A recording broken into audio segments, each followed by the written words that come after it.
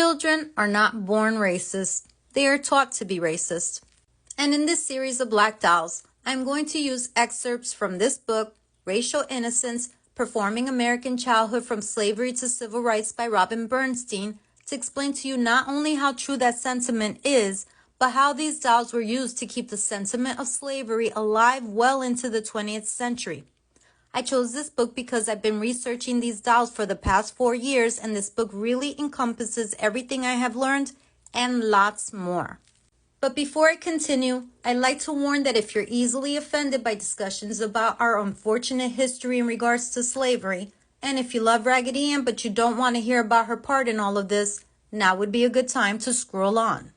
I will also be referencing this book, Uncle Tom's Cabin by Connecticut author Harriet Beecher Stowe.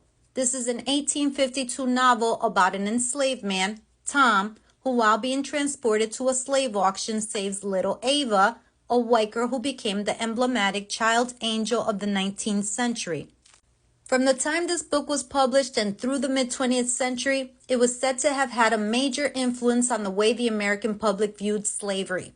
Even Abraham Lincoln, upon meeting Harriet Beecher Stowe and in referencing the Civil War, was alleged to have said to her, "So you're the little woman who wrote the book that made this great war." Bernstein references Uncle Tom's Cabin throughout her book because it became so ingrained in how white people during the 19th through mid-20th century found different ways to keep their lost cause ideology alive, something I will explain shortly.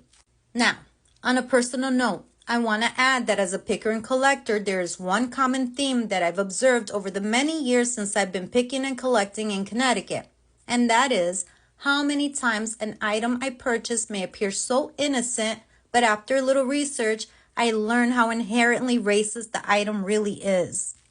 In Racial Innocence, Bernstein references many different items that were found in homes, mainly from the 19th through mid-20th century, that did not obviously appear racist, but definitely gave the nod to those who knew.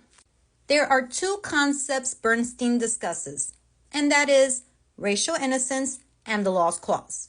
First, in her book, Bernstein describes racial innocence as a form of deflection, a not knowing or obliviousness that can be made politically useful.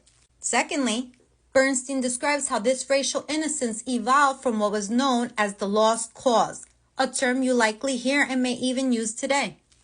Bernstein writes that the lost cause is a term popularized in 1866 by the journalist Edward A. Pollard. Lost cause ideology asserts that the antebellum South possessed a noble and chivalric civilization that was unique, precious, and rightly self-enclosed.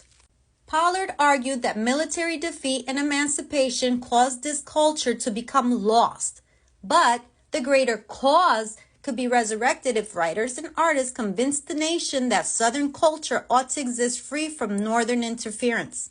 Interference was code for any effort to defend Southern African Americans and their legal rights. To be a post-war white Southerner who subscribed to lost cause ideology meant to consider oneself a victim who had been stripped of the right to own slaves, a refugee from a noble and ruined civilization. Resistance against so-called interference constituted the most urgent goal of lost cause politics, because non-interference guaranteed that white Southerners could resurrect slavery by what Douglas A. Blackmun has called another name, such as forced labor in prisons and chain gangs, sharecropping, social rituals of submission, and disenfranchisement, all enforced through the terrorism of lynching.